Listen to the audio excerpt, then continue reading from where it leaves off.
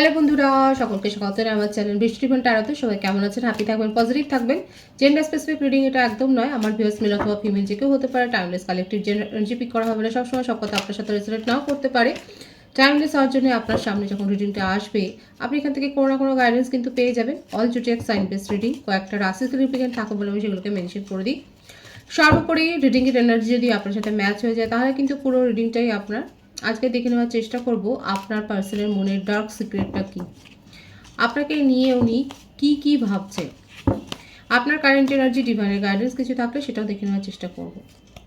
তবে রিডিং শুরু করব আপনার এনার্জি নিয়ে। আপনার ইষ্ট দেবতার নাম স্মরণ করুন, এছাড়াও আপনার পার্টনারের নামটাও মনে মনে ভাববেন। দেখা যাক আপনার এনার্জি আপনার সাথে কতটা ম্যাচ করে। ডিভাইন গাইড করবেন আমার যে ভিউয়ার্স দেখছেন তার কারেন্ট এনার্জি। 7 of Wands,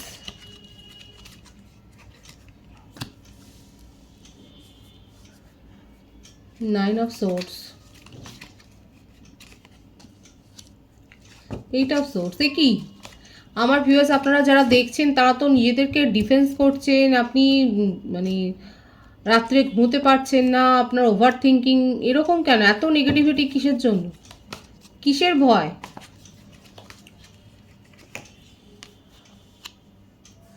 মিথুন রাশি, সিংহ রাশি। মিথুন রাশির ভাইস বেশি এসছে। দ্য লাভার্স, জাস্টিস, তুলা রাশি। কোনো কোর্ট কেস চলছে নাকি আপনাদের? কন্যা রাশি, hermit.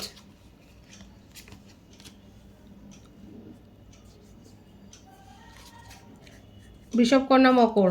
Bottom of the day, night of cups, night of swords. প্রত্যেকটা রাশির জন্যই রেডি। নাম্বার যেগুলো এসছে সেটা হচ্ছে 9, 7, 8, 11, 6, 10, 25, 16, 18, 27, 15, 24, 22, 28, 19, 1। দেখুন এখানে যে কালেকটিভলি যে এনার্জিটা দেখা যাচ্ছে আমার ভিউয়ার্সের ক্ষেত্রে, কারা কারা এত ডিপ্রেশনে রয়েছেন, এখানে দেখা যাচ্ছে অনেকের ক্ষেত্রে হতে পারে যে আপনাদের কোনো ফ্যামিলি সংক্রান্ত কেস চলছে এবং যেটার জন্যে আপনি ডিপ্রেশনে আছেন। এছাড়াও আপনার পার্সোনাল লাইফে, আপনার ম্যারিড লাইফে হয়তো কোনো, যারা এখানে কাপলসরা দেখছেন, হয়তো সেখানে আপনি একটা জাস্টিস দাবি করছেন। আপনারা সাময়িকভাবে একটা সেপারেশনে চলে গেছেন এবং যেটা দেখা যাচ্ছে আপনি আপনার নিজের জীবনে যেন স্টাক হয়ে গেছেন। আপনার মনে হচ্ছে আপনি এইটাই ওভার থিঙ্ক করছেন এত বেশি, এটাই অতিরিক্ত চিন্তা করছেন, যার জন্য আপনার খাওয়া, ঘুম যেগুলোকে আমরা বলি, যেগুলো মনের শান্তিটা একেবারে কোথাও উধাও হয়ে গেছে। আপনি পরামর্শ নিচ্ছেন, আপনি অনেক বেশি ভাবছেন যে আপনার কোথায় ভুল ছিল। ফ্যামিলি ইস্যু, যারা কাপলসরা দেখছেন, ফ্যামিলি ইস্যু বিশেষ করে হয়েছে এবং আপনার মনে হচ্ছে আপনি যেন কোথাও গিয়ে না আটকে গেছেন। আপনি তাড়াতাড়ি সেই সিচুয়েশান থেকে বেরিয়ে আসতে চাইছেন, নিজের এনার্জিকে আপনি প্রোটেক্ট করছেন এবং ডিফেন্সিভ হচ্ছেন এবং কোথাও না কোথাও যেন আপনার একটা মনের মধ্যে একটা ক্লান্তি কাজ করছে। প্রচণ্ড একটা মানে শ্যাডো এনার্জি এখানে কিন্তু দেখা যাচ্ছে। জাস্টিস আপনি দাবি করছেন এবং দেখুন আপনার ক্ষেত্রে কিন্তু জাস্টিস হবে, ডিভাইন কিন্তু সেটাই দেখাচ্ছে। এই যে আপনার জীবনটা অনেকের ক্ষেত্রে কালেকটিভ এনার্জি যাদের সাথে ম্যাচ হচ্ছে তারা অবশ্যই বলবেন। এখানে দেখা যাচ্ছে যে যাদের মনে হচ্ছে জীবনটা যেন কোথাও থমকে গেছে, আপনি যেন এগোতে পারছেন না, আপনি সেইটা নিয়েই অনেক বেশি চিন্তা করছেন। দেখুন এই যে না পারাটা, থমকে গেছে, আপনি কোনো কিছু নিয়ে যেন সেটাকে আর ঠিক করতে পারছেন না। দেখুন আমাদের মনের মতো করে তো সব কিছু হয় না। আর যখন আপনি দেখবেন যে আপনি চেষ্টা করতে পারেন, একবার দুবার তিনবার চেষ্টা করলেন, যদি দেখেন যে হ্যাঁ সিচুয়েশান, পরিস্থিতি আপনার মনের মতো হচ্ছে না, তখন কিন্তু সেখান থেকে এই যে স্থবিরের মতো দাঁড়িয়ে যাওয়া, এখান থেকে কিন্তু বেরিয়ে আসাটা উচিত। এটাই আপনার জন্য কিন্তু দেখা যাচ্ছে যে অনেকে আছে, হতে পারে যে যে সিচুয়েশানটাতে আপনি বদলাতে পারছেন না, যে পরিস্থিতি, সেটা পরিস্থিতিটা আপনার যে কেউ হতে পারে, আপনার পার্সোনাল লাইফ, আপনার রোমান্টিক লাইফ, আপনার ফ্যামিলি লাইফ। আপনি যদি কাউকে শুধরাতে না পারেন, আপনি চেষ্টা করেছেন, আপনার এফোর্ট দিয়েছেন, তখন সেখানে নিজেকে দোষারোপ না করে, অনেকে হয়তো হতে পারে এটাও করছেন কারা কারা এরকম এনার্জিতে আছেন তারা অবশ্যই বলবেন। এখানে যে ভাইবসটা এসছে সেটা এরকমই। আপনি কোনো পরিস্থিতি সামাল দিতে পারছেন না বলে কোথাও না কোথাও নিজেকেও দোষারোপ করছেন, নিজে অনেক বেশি ডিফেন্সিভ হয়ে যাচ্ছেন এবং আপনার মনে হচ্ছে যেন আপনি দায়ী, মানে এইরকম করাটা উচিত নয়। সব রেসপন্সিবিলিটিটা নিজে নেবেন না নিজের ঘাড়ে। আপনি চেষ্টা করতে পারেন, পরিস্থিতি বদলানোর হলে সেটা বদলাবে। আপনার ক্ষেত্রে কিন্তু এই দুটো কার্ডের ভাইবস ভীষণ ভালো আছে। যদি আপনি নিজের জীবনকে এক জায়গায় দাঁড় করিয়ে রাখেন তাহলে কিন্তু সেখানেই স্থবিরতা আসবে, আর তখন আপনি কিন্তু এই সাফারিংসগুলো করবেন, এই যে সাফারটা আপনি করছেন। আর যদি আপনি সেখান থেকে বেরিয়ে আসতে পারেন, আর এখানে আপনার ফ্যামিলির কোনো মেম্বার আপনাকে কিন্তু সাহায্য করতে পারে। কেউ না কেউ আছে ফ্যামিলিতে যে আপনার হিতৈষী, সে কিন্তু আপনাকে সাহায্য করবে আপনার সিচুয়েশন থেকে বেরিয়ে আসার জন্য। কাপলসের ক্ষেত্রেও বললাম, আমি বলেছি। আর যারা কমিটেড রিলেশনশিপে আছে সেক্ষেত্রেও দেখা যাচ্ছে আপনাদের মধ্যে এখন এই ফ্যামিলি ইস্যু নিয়েই হয়তো কোনো সমস্যা তৈরি হয়েছে। আপনার মনে হচ্ছে যে এতদিন পর সম্পর্কে আসার পর কেন এই কথাগুলো উঠছে। ফ্যামিলি ইস্যু, একটা ফ্যামিলি ম্যাটার আপনাদের সম্পর্কের মধ্যে একটা সেপারেশন তৈরি করেছে, কিন্তু ডিভাইন দেখাচ্ছে যে এটা আপনাদের একটা সোল কানেকশন হতে পারে। এখন সেটা নিয়েও আপনি ভাবছেন।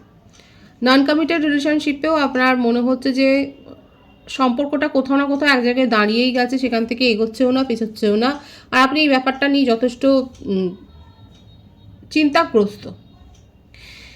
এখানে আমার ভিউয়ার্সের কারেন্ট এনার্জি কিন্তু এটাই দেখা যাচ্ছে আপাতত। এবার এখানে আপনি কারোর না কারোর তো সাহায্য পাবেন। হতে পারে যে আপনি কোনো অনলাইনে কনসাল্ট করতে পারেন, কিংবা আপনি হয়তো রিডিং দেখেন না, ট্যারো রিডিং, হঠাৎ করে আপনার সাথে হয়তো পপ আপ করে এরকম কোনো রিডিং আসতে পারে, সেখান থেকে আপনি সাহায্য পেতে পারেন। দেখুন কে কী বলছে সেটা জানার থেকেও আপনার যদি মনে হয় যে হ্যাঁ কথাগুলো শুনে আপনার ভালো হচ্ছে, তাহলে সেই কথাগুলোর ওপরেই ফোকাসড হবেন।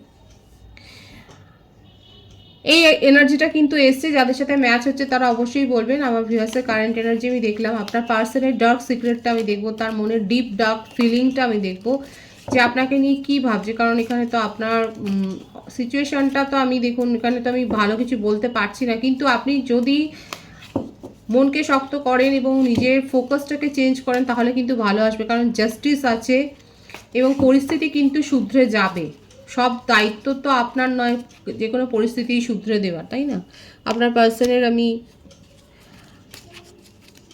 ডিপ ডার্ক ফিলিংসটা আমি দেখছি। 10 অফ ওয়ান্ডস, ধনু রাশি, মকর রাশি, S of পেন্টিক্যালস, 4 of swords, temperance.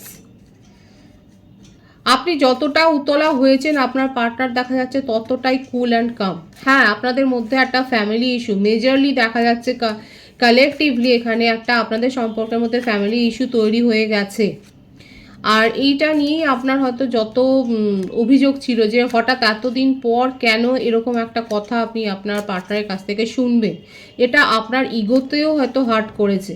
আর আপনার পার্টনার দেখুন এখানে কিন্তু যথেষ্ট নিজেকে শান্ত রেখেছে, উনি এটাকে বার্ডেন হিসেবে নিচ্ছিলেন, কিন্তু ওনার মনে হলো দুজনেই যদি একই রকম ভাববে তাহলে সিচুয়েশান বদলাবে না। উনি আপনাদের সম্পর্কটাকে স্টেবিলিটি দিতে চান এবং ওনার বক্তব্য হচ্ছে এটাই যে পেশেন্সলি ওয়েট করো।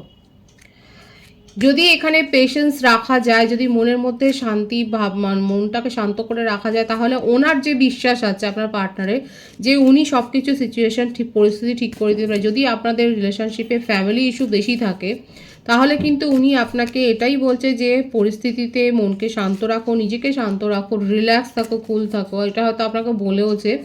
উনি সমস্ত পরিস্থিতি ঠিক করে দেবেন, ঠিক করে দিতে পারবেন, এই বিশ্বাসটা তার নিজের ওপর কিন্তু রয়েছে। এটা কিন্তু ওনার একটা ডিপ ডার্ক ফিলিংসে কিন্তু দেখা যাচ্ছে যে উনি হয়তো আপনাকে এক্সপ্রেস করেননি, উনি হয়তো সব কথা বলেননি। এখানে দেখুন আবারও এসছে আপনাদের সম্পর্কটার উপরে কিন্তু ডিভাইন কাজ করবেন, ডিভাইনিং টাইমিংয়ে।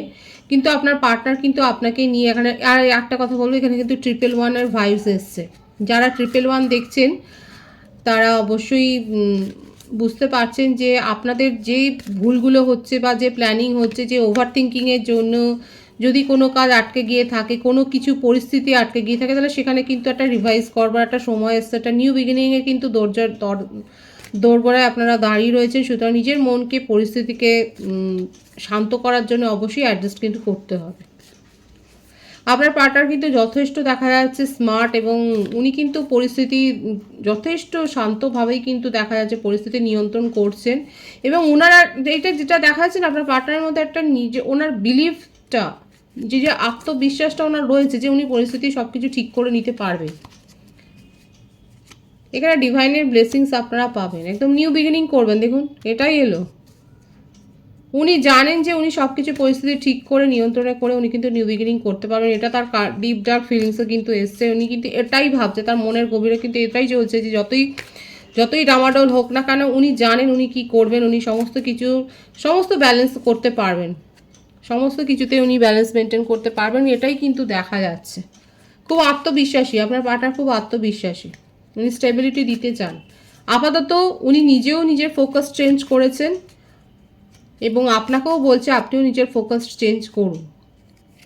লং ডিস্টেন্স রিলেশনশিপে থাকতে পারেন, এছাড়াও হতে পারে যে আপনারা হয়তো এক ওয়ার্ক ফিল্ডে রয়েছেন, সেটাও হতে পারে, কিংবা আপনাদের ওয়ার্ক অফ ইন্টারেস্টেও এক, হয়তো আপনাদের কাজের ধারাটা এক, কিংবা কোনো না কোনো সোশ্যাল ওয়ার্কের মধ্যে দিয়ে হয়তো আপনারা যুক্ত রয়েছেন, কোনো একটা সোশ্যাল ওয়ার্ক একসাথে হয়তো করেন, এইভাবে হয়তো আপনারা অ্যাটাচড আছেন। আপাতত আপনার পার্টনার বলছে নিজের ওপর ফোকাসড রাখো এবং পরিস্থিতির ওপর বিশ্বাস রাখো, এবং সবথেকে বড় কথা যেটা উনি বলছেন যে ওনার ওপর বিশ্বাস রাখতে। এখানে থার্ড পার্টি সিচুয়েশন কিন্তু ফ্যামিলি ম্যাটার করছে, সেটাই বেশি এসছে এখানে। সুতরাং ওনার ডিপ ডার্ক যে থটটা সেটা কিন্তু ভীষণ পরিষ্কার, উনি নিউ বিগিনিং করতে চান এবং পরিস্থিতি শান্ত হওয়ার দিকেই উনি নজর রেখেছেন।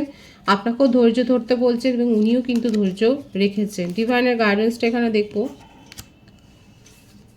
5 অফ সোর্ডস, ভেঙে পড়লে চলবে না। দেখুন ডিভাইন কিন্তু এটাই বলছে, এটাই এসছে এই রিডিংয়ের যে মূল যে ভাবটা ছিল সেটাই কিন্তু ডিভাইনও বলছে যে ভেঙে পড়লে চলবে না। কারণ এখানে পরিবর্তন হবে পরিস্থিতি, কিন্তু আপনি যদি এই স্থবিরতাটাকেই আটকে থাকেন, আপনি যদি আপনার যদি এটাই মনে হয় যে না আর কিচ্ছু ভালো হবে না আমার জীবনে, আমার ভিউয়ার্সের জন্য আমি বলছি, আপনার পার্টনারের মধ্যে যথেষ্ট আত্মবিশ্বাস আছে, সেটা দেখা গেছে। এবং আপনি যদি এটাই ভেবে বসে থাকেন যে আমার জীবনে আর কিছু ভালো হবে না, আমি যেখানে আটকে গেছি সেখানেই পড়ে থাকবো, তাহলে কিন্তু কিছু হবে না।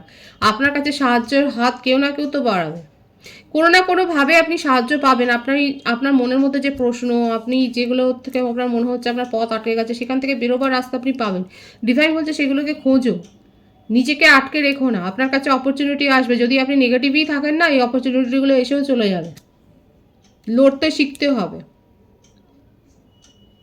এবং সবসময় যে সবাইকে সাথে পাবেন সেটাও নয়।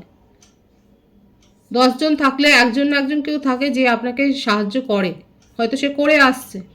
পরিবর্তন হতে চলেছে, কিন্তু পরিবর্তনটাকে অ্যাকসেপ্ট করার জায়গাতেও নিজেকে রাখতে হবে। আপনি যদি অনড় থাকেন তাহলে কিন্তু পরিবর্তনটাকে আপনি অনুভব করতে পারবেন না, কিন্তু আপনাকে পরিস্থিতির সাথে মানিয়ে নিতে হবে, এবং এটাও মনের মধ্যে বিশ্বাসটা রাখতে হবে যে হ্যাঁ, সমস্ত পরিস্থিতি একটা না একটা সময় হিল হয়ে যায়, নিজেকেও হিল করতে হবে, এবং এই বিশ্বাসটা কিন্তু রাখতে হবে। ডিভাইন কিন্তু সেই গাইডেন্সটাই এখানে দিচ্ছে। পজিটিভ আছে এনার্জিকে অবশ্যই ক্লেম করে নেবেন। রিডিংয়ের এনার্জি আপনার সাথে ম্যাচ হলে রিডিংটা লাইক করে এনার্জি অবশ্যই এক্সচেঞ্জ করুন, যেটা ভীষণ জরুরি। সকলকে আমার চ্যানেলে অনেক অনেক স্বাগত এবং শুভেচ্ছা জানাই। যারা রয়েছেন তাদেরকে অনেক ভালোবাসা, আপনাদের ভালোবাসা সহযোগিতা পূর্বকের বৃহত্তর করে তুলুন। রিডিংটা একটু শেয়ার করে দেবেন, চ্যানেলটা সাবস্ক্রাইব করে দেবেন। সব ভীষণ ভীষণ ভালো থাকবেন।